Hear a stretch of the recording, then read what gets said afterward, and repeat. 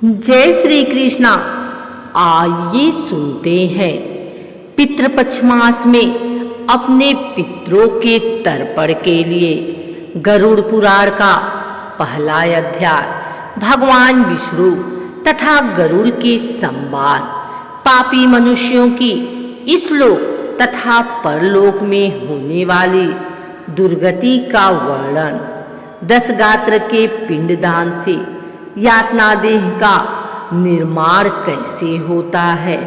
धर्म ही जिसका सुदृढ़ मूल है, वेद जिसका अश्कन तना है, पुराण रूपी शाखाओं से जो समृद्ध है, यज्ञ जिसका पुष्प है और मोक्ष जिसका फल है, ऐसे भगवान मधुसूदन रूपी पादप जैसे वृक्ष सबको आश्रय देता है, वैसे ही भगवान भी अपने चरणारविंद में आश्रय देकर सबकी रक्षा करते हैं। इसलिए भगवान मधुसूदन को यहाँ पादप वृक्ष की उपमा दी गई है। कल्प वृक्ष की जय हो। देव क्षेत्र नैमिषारण्य में स्वर्गलोक की प्राप्ति की कामना से शौनकादि ऋषियों ने एक बार सहस्त्र वर्ष में पूर्ण होने वाला यज्ञ प्रारंभ किया। एक समय प्रातः काल के हवनादि कृत्यों का संपादन करके उन सभी मुनियों ने सत्कार किए गए आसनासीन सूत जी महाराज से आदर पूर्वक यह पूछा। ऋषियों ने कहा, हे सूत जी महाराज, आपने सुख देने वाले देवमार्ग का सम्यक निरूपण किया है। इस समय हम लोग भयावह यतमार्ग के विषय में सुनना चाहते हैं। आप सांसारिक दुखों को और उस क्लेश के विनाशक साधन को तथा इस लोक और परलोक के क्लेशों को यथावत वर्णन करके समर्थ हैं, अतः उसका वर्णन कीजिए। सूत जी बोले, हे मुनियों, आप लोग सुने। मैं अत्यंत दुर्गम यम मार्ग के विषय में कहता हूँ, जो पुण्यात्मा जनों के लिए सुखद और पापियों के लिए दुखद है। गरुड़ जी के पूछने पर भगवान विष्णु ने उनसे जैसा कुछ कहा था, मैं उसी प्रकार आप लोगों के संदेह की निवृत्ति के लिए कहूँगा। किसी समय बैकुंठ में सुखपूर्वक विराजमान परम गुरु श्री हरि से बिंता पुत्र गरुड़ जी ने विनय से झुककर पूछा। गरुड़ जी ने कहा, हे देव, आपने भक्ति मार्ग का अनेक प्रकार से मेरे समक्ष वर्णन किया है और भक्तों को प्राप्त होने वाली उत्तम गति के विषय में भी कहा है। अब हम भयंकर यम मार्ग के विषय में सुनना चाहते हैं। हमने सुना है कि आपकी भक्ति से विमुख प्राणी वही नरक में जाते हैं। भगवान का नाम सुगमता पूर्वक लिया जा सकता है। जिह्वा प्राणी के अपने बस में है तो भी लोग नरक में जाते हैं। ऐसे अधम मनुष्यों को बार बार धिक्कार है। इसलिए हे भगवान, पापियों को जो गति प्राप्त होती है तथा यम मार्ग में जैसे वे अनेक प्रकार के दुख प्राप्त करते हैं, उसे आप मुझसे कहें। श्री भगवान बोले, हे पछिंद्र, सुनो, मैं उस यम मार्ग के विषय में कहता हूँ जिस मार्ग में पापी जन नरक की यातना करते हैं और जो सुनने वालों के लिए भी भयावह है।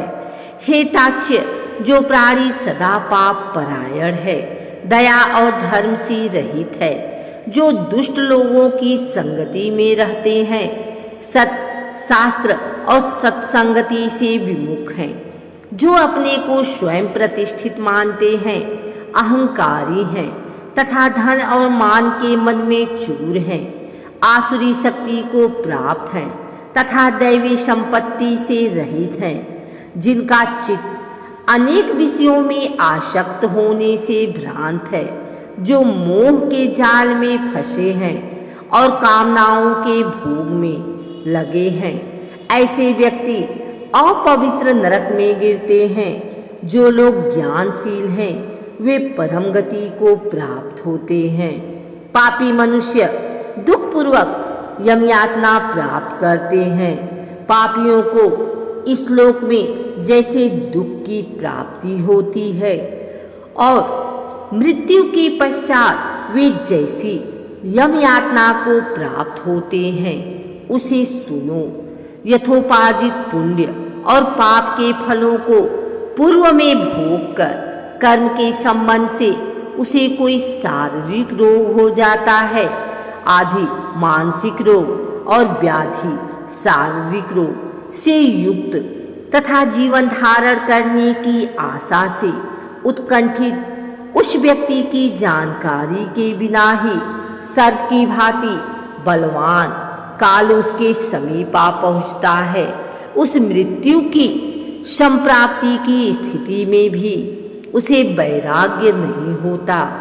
उसने जिनका भरण पोषण किया था उन्हीं के द्वारा उसका भरण पोषण होता है। वृद्धावस्था के कारण विकृत रूप वाला और मरणाभिमुख वह व्यक्ति घर में अवमाननापूर्वक दी हुई वस्तुओं को कुत्ते की भांति खाता हुआ जीवन व्यतीत करता है। वह रोगी हो जाता है, उसे मंदाग्नि हो जाती है और उसका आहार तथा उसकी सभी चेष्टाएं कम हो जाती हैं। प्राणवायु के बाहर निकलते समय आंखें उलट जाती हैं, नाड़ियां कब से रुक जाती हैं, उसे खांसी और श्वास लेने में प्रयत्न करना पड़ता है तथा कंठ से घूर घूर से शब्द निकलने लगते हैं। चिंतामग्न स्वजनों से घिरा हुआ तथा सोया हुआ वह व्यक्ति काल पास के वशीभूत होने के कारण बुलाने पर भी नहीं बोलता।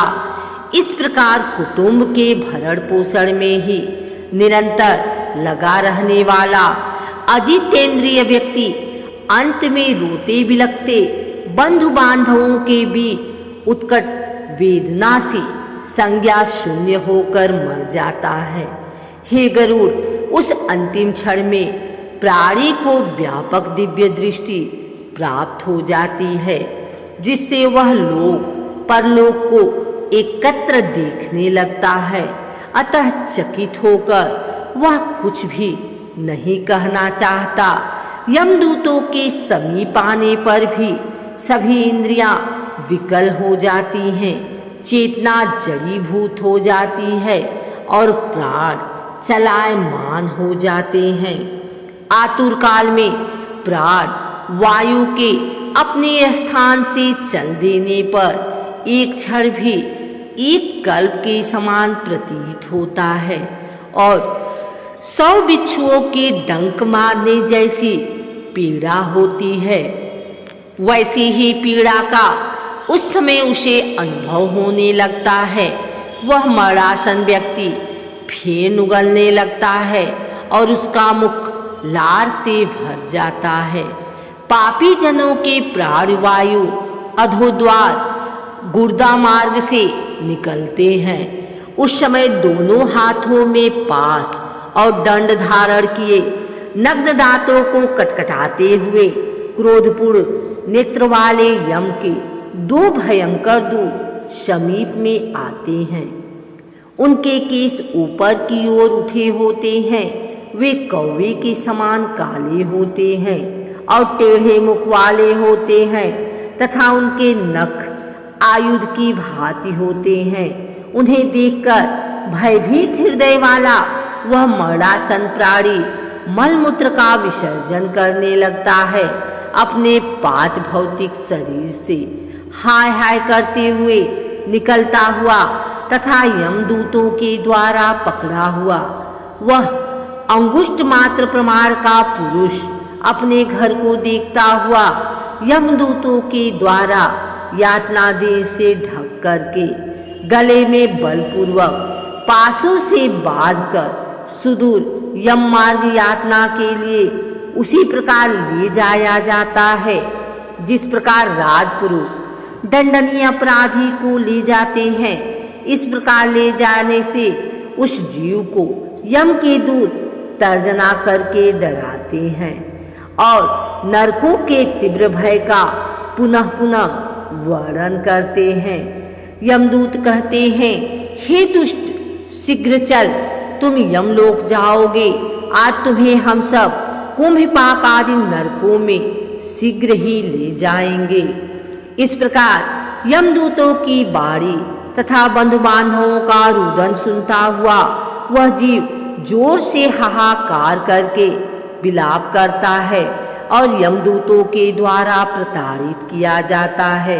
यमदूतों की तर्जनाओं से उसका हृदय विदीर्ण हो जाता है, वह कांपने लगता है।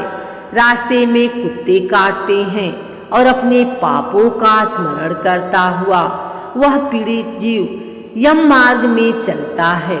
भूख और प्यास से पीड़ित होकर सूर्य, दावाग्नि एवं वायु के झोंकों से संतृप्त होते हुए और यमदूतों के द्वारा पीठ पर कोड़े से पीटे जाते हुए उस जीव को तपी हुई बालुका से पूर्ण तथा विश्राम रहे और जल रहित मार्ग पर असमर्थ होते हुए भी बड़ी कठिनाई से चलना पड़ता है।